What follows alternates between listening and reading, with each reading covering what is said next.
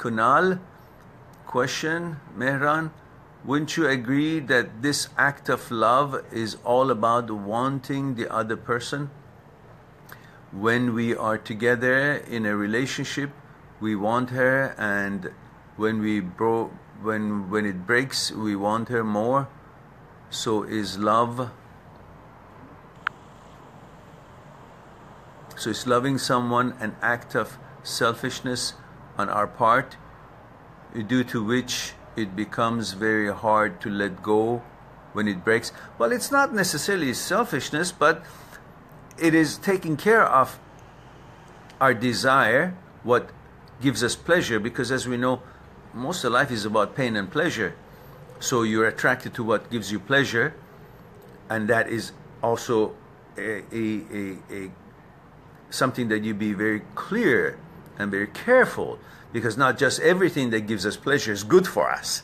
So we are attracted to what gives us pleasure, but we have to understand not necessarily what gives us pleasure is good to have. We are programmed to follow and seek pleasure and stay away and shun the pain. That is our instinct. But we have to, as an intelligent being, understand that not every pleasure is qualified or is justified for us to pursue. If that was the case, people have crazy tendencies to call something pleasure. Some people harm other people and they call it pleasure. Well, they're sick, but to them that's pleasure. If they're not wise, then they would pursue that pleasure to them, but it's harmful to the others. But sometimes the pleasure that some people are pursuing is not just harmful to the others, it's harmful to themselves, such as using drugs, excessive alcohol, and all the other garbage that is going around. So just because something makes you feel good doesn't mean it is good for you. That's where your understanding of your psyche, your desires, fears, and egos, the motivation that makes you want something or pursue something comes to help you to stay away from things that may be having a pleasure coating, but the center of it is shit and leads to nowhere but shit. Shitty life, shitty everything, bad health, and everything else. So you are falling in love because it brings you pleasure, and that's why you're attracted to it. And also your genes are programmed depending on what your gender is and what your inclination is. People have different interests, and that's how they're born, and that's how they're put together, and they pursue that. So whatever it is that attracts you and you find pleasurable, you may be attracted to, and that is one criteria that makes you fall in love with someone, because of the pleasure to your liking. But is falling in love limited to that visual and physical pleasure that attracts you to that certain someone? Because we know that's not love. That's lust. That's your program.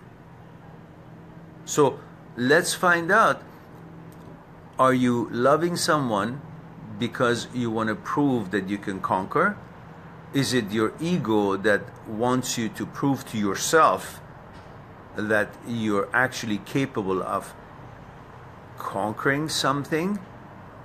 Or is it actually someone that you love, you're in love with? Why are you in love with? What does love mean to you? Does love mean to you something gives you pleasure? Or is love something that you want to do for someone because of whatever reason? Is it what you receive, or is it what you give? And unless these two are balanced, that love wouldn't last. Let's say I love a beautiful woman to me, and I give everything I can give. but I get nothing back. So am I really receiving pleasure, or am I giving pleasure, or am I doing any of it? I'm doing whatever I can, offering whatever I can, but there's no pleasure for me, because there's certain pleasure of me being allowed to do certain things for someone gives me pleasure. But do I receive any in return? So therefore, for the pleasure that I'm giving, I'm receiving pain, because there is nothing coming back. And I'm always questioning, and I'm always wondering, I'm always feeling insecure when I can have what I give back from the other side. So these questions will help you to understand, just because you feel something about someone, that's maybe portion of what love is all about. Because to me, a real love is when it's two-way, it's reciprocation, open communication, the line goes and comes back freely, it flows, the energy flows, the kindness, love, care and attention flows both ways. But if it's only one way, you have a pleasure in giving, but you have no pleasure in getting. You have pain in not receiving. So again, that can't be love. Love must be both ways. If it's one way, you got to understand it. This is not love. This is torture. Yeah?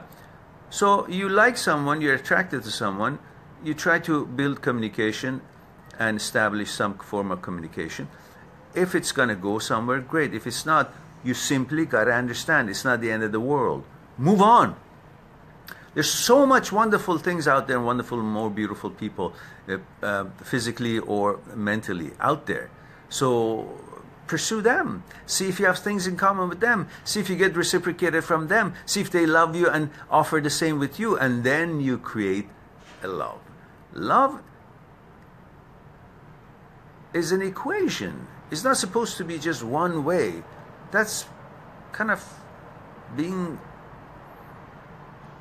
submissively a gopher, a servant of doing things, but not. That one-way love that you are now confused with is a love you can give to your children. They don't have to love you, but you have to love them and give them as much as you can. And with love, bring them to understand there's certain things they got to do for themselves to become successful in this journey and be happy in this journey. So, there was a little ant there. I had to blow it away. I couldn't. It's keeping me following it. So that's short of the long of your question. So it is not necessarily selfishness, while in words it is self, looking after self. So that's called selfish, which is not always negative. You eat food, that's selfish. It's for self. So it's not always a bad word, depending how it comes. Now, let's see what else we have here. Most of these conversations can go on for a long time, but I have to cut it a little short so I can get to the other questions. Otherwise, it becomes a lecture, and we don't want it to be a lecture, because we've done all the lectures. It's like 72nd or 73rd week or live talks that we have. It is almost 1 year anniversary with the Amazing Things in the World, the other Facebook page that I have talks on Sundays. But now on my own Facebook page, together it's almost 73 live talks. So I try to keep it short as much as possible. Now